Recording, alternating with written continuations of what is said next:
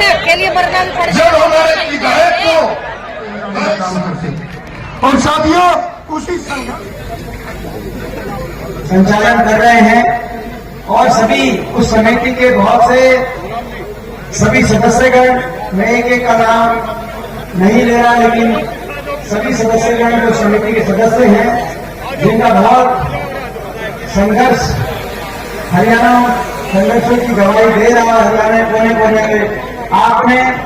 हर रूप से पुरानी पेंशन बहाली करने जो संघर्ष किया है समिति ने और सभी कर्मचारियों ने, मैं आप सबको उस संघर्ष के लिए आप सबको कोटि कोटि एक बार फिर नमन करना चाहता हूं, क्योंकि अपने अधिकारों के लिए आप लड़ रहे हैं। ये आपके जो अधिकार, ओल्ड पेंशन स्कीम का जो अधिकार, हमने बार बार मांग करी सरकार से, हस्तर पे मांग करी केंद्र सरकार से भी और हरियाणा में प्रदेश सरकार से कि कर्मचारियों को ओल्ड पेंशन स्कीम मिले, उनकी ओल्ड पेंशन स्कीम बहाल हो, उसका लाभ हरियाणा कर्मचारियों को मिले। जब देश में बहुत से प्रदेशों में ओल्ड पेंशन स्कीम बहाल हो सकती है, तो जो हरियाणा एक समय में 2013-14 के समय याद करें तो प्रति व्यक्ति आय में देश में नंबर 1 था हमारा प्रदेश, तो एक समृद्धि की पहचान थी उसमें हरियाणा की। अब थोड़ा पीछे जरूर गया विकास दर में, लेकिन आज भी देश के अन्य राज्यों में है। तो जब छत्तीसगढ़, मध्य प्रदेश, राजस्थान, हिमाचल प्रदेश, पंजाब, दिल्ली जैसे प्रदेशों में और यहां तक कि पश्चिम बंगाल जैसे प्रदेशों में जो आर्थिक मापदंडों के अनुसार जिन प्रदेशों से हरियाणा कहीं आगे है, तो उस प्रदेश के अंदर कर्मचारियों के भविष्य को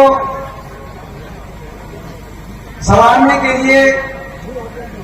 उनकी भविष्य की सुरक्षा करने के लिए हरियाणा सरकार क्यों कदम नहीं उठा पा रही, ये हमारी समझ से बाहर की बात है। जो कर्मचारी हमारे हरियाणा प्रदेश के भविष्य की सुरक्षा करते हैं, उन कर्मचारियों की भविष्य की सुरक्षा करने की जिम्मेदारी सरकार की होनी चाहिए, हर राजनीति से ऊपर उठ के होनी चाहिए, ऐसा हमारा मानना है।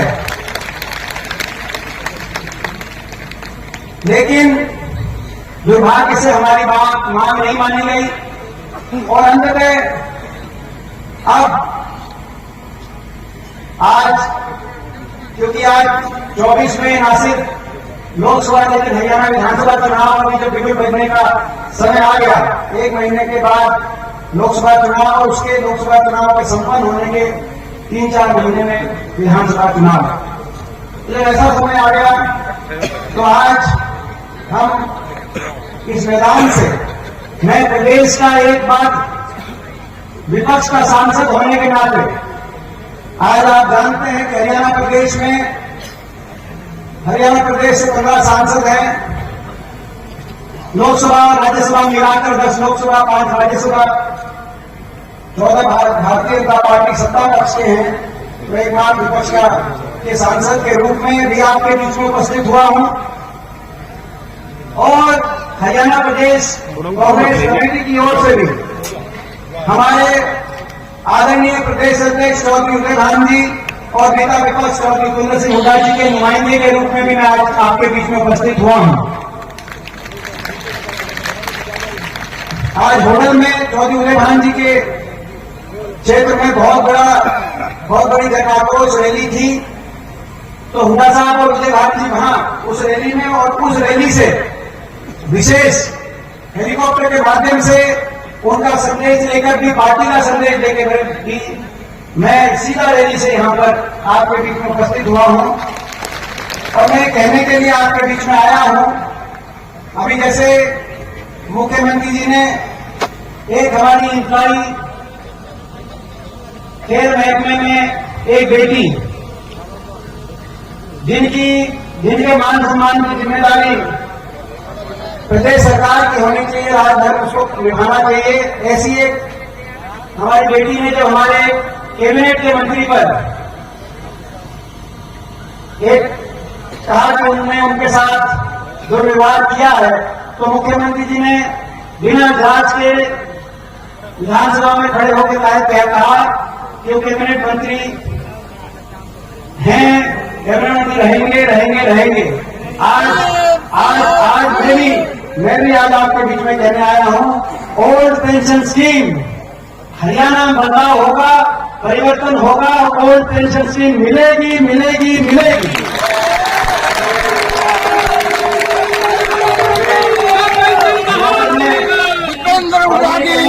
सरकार को क्या कि बहुत सी नीतियां, कर्मचारी विरोधी नीति,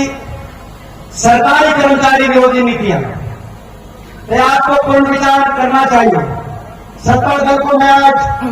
एक विपक्ष के सांसद के रूप में कहना चाहता हूं, चाहे वो केंद्र सरकार के कर्मचारियों के प्रति आपका रवैया हो,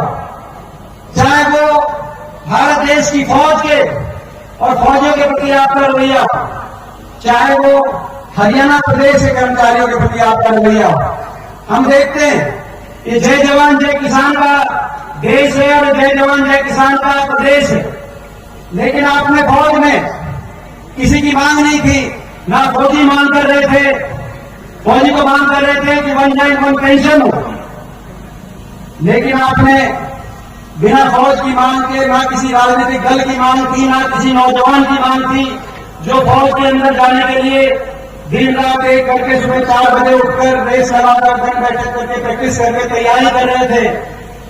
हरियाणा जैसे छोटे प्रदेश से आजादी से लेकर 2019 तक हर साल 5,500 की पक्की भर्ती होती थी, और एक ऐसी फौज देश से कोने कोने से भर्ती होकर एक ऐसी फौज, भारत देश की फौज, जय हिंद की सेना,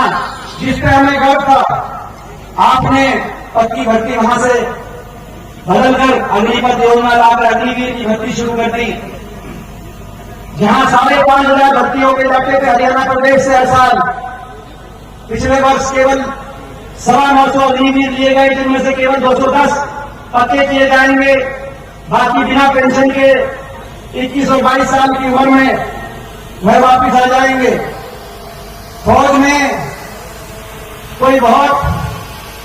शौर्य का परिचय देता था, कोई हमारा सैनिक तो प्रचलन था, पर कर्मचारियों ने मोहर लगाने का काम किया और वहां पर सरकार को बदलने का काम किया। और एक बात और बता दूं, ये बात मैंने नहीं कही, कहीं ये समझते हो कि हमने खोखले दावे कर दिए। मेरे पास वीडियो है, जयराम ठाकुर जी ने पंचकूला में आके मीडिया के पत्रकार बंधुओं के सामने बात कही थी कि अगर मेरी सरकार गई तो केवल और केवल ओपीएस के मुद्दे पर।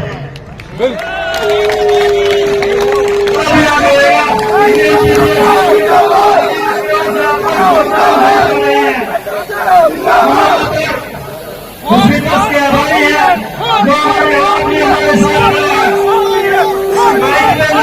जो यहाँ पहुंचा। तो ये कोई महारही नहीं, ओल्ड पेंशन संघर्ष महारही, ये ओल्ड पेंशन स्कीम महाधरना है, क्योंकि पूरा 1 दिवसीय धरना भी 4 बजे तक धरना चलता। तो इतनी संयम से आप लोग बैठे हो, जब अब से 1 घंटे पहले तो यहाँ पर मैं समझता लाखों की संख्या में, तो ये जो आज भी जो अभी इस समय पूरे 6 घंटे 7 घंटे जो आप लोग यहाँ पर बैठे हैं, तो ये इससे बड़ा संघर्ष और संयम ये मेरी जानकारी में है। तो भाई मैं आप सबको एक बार नमन करता हूँ।